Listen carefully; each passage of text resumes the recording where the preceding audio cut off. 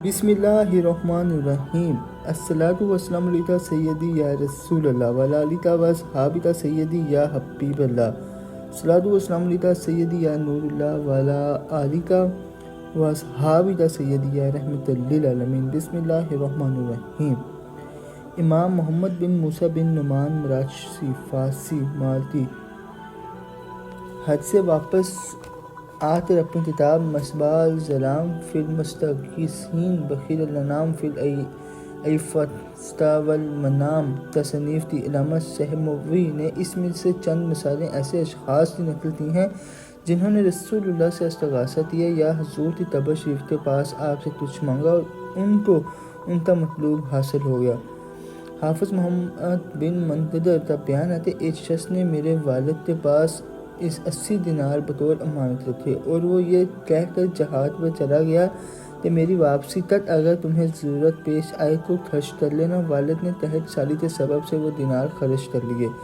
اس شخص نے واپس آ کر اپنی امانت طلب کی۔ والد نے جواب دیا، کل میرے پاس آنا اور رات مسجد نبوی میں گزاری، کبھی قبر شریف سے لپٹے اور کبھی ممبر منیف سے، یہاں تک کہ قبر شریف سے استغاثہ کرتے کرتے صبح ہونے کو آئی۔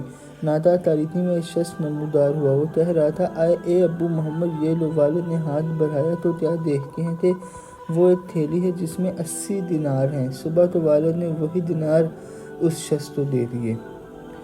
امام ابو بکر مکری کا قول ہے کہ میں طبرانی اور ابو الشیخ حرم نبوی میں فاتح سے تھا۔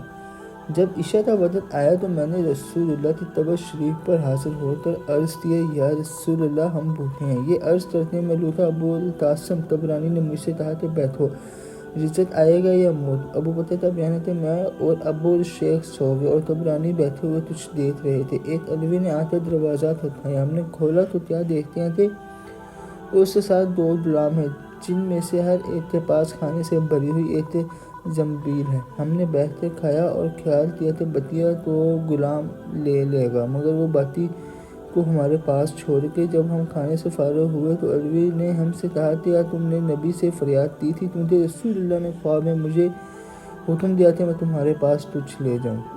ابن جلال کا بیان ہے کہ میں مدینہ منورہ میں داخل ہوا اور فاتح سے تھا۔ میں نے قبر شریف پر حاضر ہو کر عرض کیا، میں آپ کا مہمان ہوں۔ اتنا عرض کرتے میں سو گیا۔ خواب میں نبی نے مجھے ایک روٹی عنایت فرمائی، آدھی میں نے کھا لی، آنکھ کھلی تو آدھی میرے ہاتھ میں تھی۔ ابو الخیر اطلاع ذکر کرتے ہیں کہ میں مدینہ منورہ میں داخل ہوا اور فاتح سے تھا۔ 5 دن اسی طرح رہا، پھر قبر شریف پر حاضر ہوا اور نبی اور حضرت الشیخین پر سلام عرض کیا اور یوں گویا ہوا، یا رسول اللہ میں آپ کا مہمان ہوں۔ یہ عرض کرتے میں قبر شریف کے پیچھے سو گیا۔ میں نے خواب میں رسول اللہ کو دیکھا، حضرت ابو بکر آپ کے دائیں طرف اور حضرت عمر بائیں طرف اور حضرت علی سامنے ہیں۔ مجھے حضرت علی نے بلایا اور کہا کہ اٹھو، رسول اللہ تشریف لائے ہیں۔ میں نے اٹھ کر حضور کی پیشانی کو بوسہ دیا۔ حضور نے مجھے ایک روٹی عنایت فرمائی، آدھی میں نے کھا لی، آنکھ کھلی تو آدھی میرے ہاتھ میں تھی۔ ابو عبداللہ محمد بن زرع صوفی ذکر کرتے ہیں کہ میں اور میرے والد اور ابو عبداللہ بن خفیف مدینہ منورہ میں داخل ہوئے۔ ہم رات کو بھوکے رہے۔ میں ابھی بالغ نہ ہوا تھا اور اپنے والد سے بار بار کہتا تھا کہ میں بھوکا ہوں۔ میرے والد نے قبر شریف پر حاضر ہو کر عرض کیا، یا رسول اللہ آج رات میں آپ کا مہمان ہوں۔ یہ عرض کر کے والد مراتب ہو گئے۔ کچھ دیر کے بعد انہوں نے سر اٹھایا تو کبھی روتے کبھی ہنستے۔ ان سے سبب دریافت کیا گیا تو فرمایا، میں نے رسول اللہ کو دیکھا کہ آپ نے کچھ درہم میرے ہاتھ میں رکھے ہیں۔ ہاتھ جو کھولا تو اس میں وہ درہم موجود تھے۔ اللہ تعالیٰ نے ان درہموں میں اتنی برکت دی کہ ہم شیراز آ گئے اور وہاں بھی ان میں سے خرچ کرتے رہے۔ احمد بن محمد صوفی کا بیان ہے کہ میں 3 مہینے بیابان میں پھرتا رہا، پھر مدینہ منورہ میں داخل ہوا اور روضہ شریف پر حاضر ہو کر حضور پر اور حضرت شیخین پر سلام عرض کیا، پھر سو گیا۔ خواب میں مجھے رسول اللہ نے فرمایا، اے احمد تم آ گئے ہو؟ میں نے عرض کیا کہ ہاں میں بھوکا ہوں اور آپ کا مہمان ہوں۔ حضور نے فرمایا کہ اپنے ہاتھ کھولو۔ میں نے ہاتھ کھول دیے۔ حضور نے میرے دونوں ہاتھ درہموں سے بھر دیے۔ میری آنکھ کھلی تو دونوں ہاتھ درہموں سے بھرے ہوئے تھے۔ میں نے نان مدا اور فالودہ خریدا اور کھایا، پھر اسی وقت صحرا کی راہ لی۔ حافظ ابو القاسم بن اساکر نے اپنی تاریخ میں بلاسناد نقل کیا ہے کہ ابو القاسم ثابت بن احمد بغدادی ذکر کرتے تھے اس شخص نے مدینہ منورہ میں حضور کی قبر شریف کے پاس نماز صبح کے لیے اذان دی اور اس میں صلاۃ خیر من النوم کہا۔ خدام مسجد میں سے ایک نے یہ سن کر اس پر تھپڑ مارا۔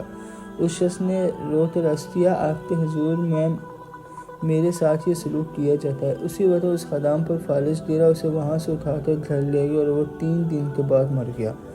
منجملہ روایات ابن نعمان یہ ہے کہ میں نے ابو اسحاق ابراہیم بن سعید سے سنا کہ میں مدینہ منورہ میں تھا۔ میرے ساتھ 3 فقیر تھے، ہم فاطمہ میں مبتلا ہوئے۔ میں نے رسول اللہ کی خدمت شریف میں حاضر ہو کر عرض کیا، یا رسول اللہ، ہمارے پاس کچھ نہیں، ہمیں 3 مد کافی ہے، خواہ کسی چیز کی ہوں۔ اس کے بعد ایک شخص مجھ سے ملا، اس نے مجھے 3 مد عمدہ کھجوریں عطا کیں۔ میرے دل سے تو اللہ اپنے پیارے رسول پیارے حبیب کی سطح پر اپنا فضل اور اپنا کرم فرمائے۔ تاجدار ختم نبوت زندہ باد، پاکستان پائندہ باد۔ اللہ حافظ۔